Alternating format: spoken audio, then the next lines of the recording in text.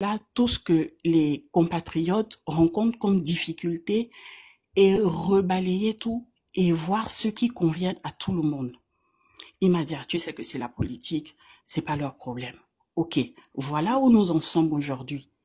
C'est vrai que n'importe, je vais pas citer de nationalité, X veut se mettre en situation régulière. Si on lui demande 800 000, 900 000 et qu'il a son petit commerce à côté, est-ce qu'il peut? C'est pas possible, mais qui doit gérer ça? C'est le gouvernement. Du côté des Gabonais, je condamne la sortie de Dame Berthier, appelée Tata Berthier, parce que, quoi qu'il en soit, le respect reste de mise. S'il s'agit de nos mamans, on ne va pas apprécier. On ne va pas apprécier. Tu peux dénoncer quelque chose, mais pas venir invectiver des musulmans, ne pas venir invectiver des nationalités. Pourquoi? Il faut s'en prendre à qui de droit. Oui, peut-être qu'il y a un ras-le-bol, peut-être que, mais elles n'y sont pour rien. Quelque part, elles n'y sont pour rien. Si on a toujours eu l'habitude de mettre le 10 000 à 5 heures du matin, je viens, je dépose mon 10 000, c'est leur gagne-pain. C'est leur gagne-pain. Donc, les torts sont partagés de tous les côtés. Et moi, en tant qu'Africaine en premier lieu, en tant que Gabonaise en second lieu, et enfin, en tant que femme de Béninois, je demande pardon à toutes les nationalités qui se sont senties blessées, meurtries, insultées. Parce que ça fait mal. Ça fait très mal. Ces dames-là, quand elles rentrent le soir, je pense qu'elles se sont senties moins que rien. Ça n'a pas lieu d'être. C'est à nous de faire des efforts de part et d'autre. Justement, c'est le moment d'interpeller le gouvernement béninois. Voilà la situation. Même les Togolais, toutes les communautés qui sont sur place, c'est le moment d'interpeller les gouvernements. Quand on dit que le gouvernement béninois a répondu, d'accord. Mais moi, je dis, Ange, on met les avions à disposition. Il y aura même pas 15% de personnes qui vont prendre l'avion pour partir. Disons-nous la vérité. Une famille qui est installée au Gabon depuis des années, vous pensez qu'elle va tout balancer d'un revers de la main, pour aller au Bénin? Elle a sa vie au Gabon, elle a ses affaires au Gabon. Peut-être qu'elle ne gagne pas de millions, elle ne gagne pas de milliards, mais elle arrive à s'en sortir. Vous pensez que c'est facile? Qu'est-ce que vous faites des foyers mixtes comme le mien? On en fait quoi des enfants? Hier, mon aîné, elle a suivi d'autres lives, mais il y avait pas cette impartialité-là. Les gens s'insultaient, me disent, mais maman, pourquoi?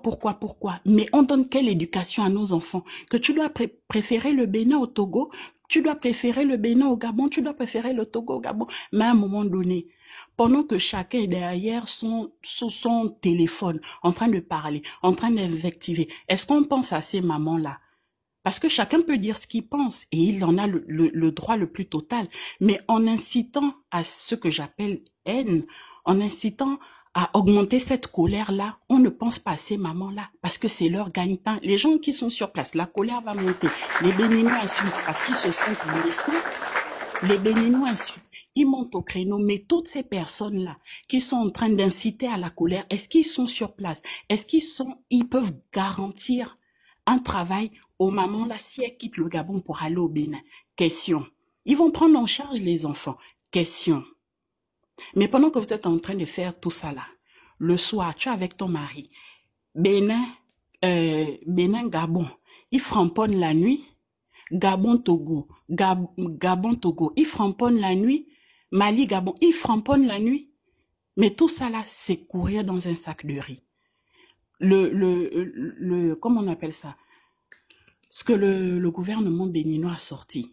Ok, mais ça reste de la diplomatie. Les présidents ne vont pas se mettre en porte-à-faux parce qu'il y a eu un incident. C'est à nous, population, d'aller vers les gouvernements, les autorités, pour dire, nous sommes des frères. Pourquoi si, pourquoi ça? Je ne pense pas que ça puisse exister un Gabon sans les 6 communautés que sont le Togo, le Bénin, le Mali, le Sénégal, le Nigeria et le Ghana.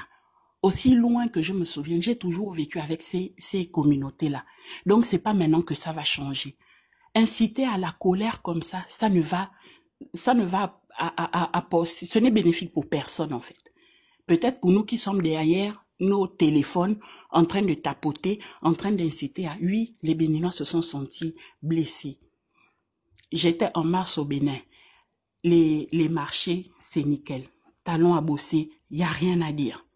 En octobre, si plate à Dieu, je serai au Togo, je serai au Bénin. J'y vais, il n'y a pas de problème. L'année dernière, j'étais en Côte d'Ivoire, je marche tranquille. Mais on devrait développer ce vivre ensemble là. Nous qui sommes à l'étranger, c'est pas facile. Il y en a qui ont dit oui, si le blanc, ceci, cela. On est toujours stigmatisé. Tu peux avoir le passeport Bordeaux, mais on te rappelle toujours que tu viens de quelque part, tu n'es pas d'ici.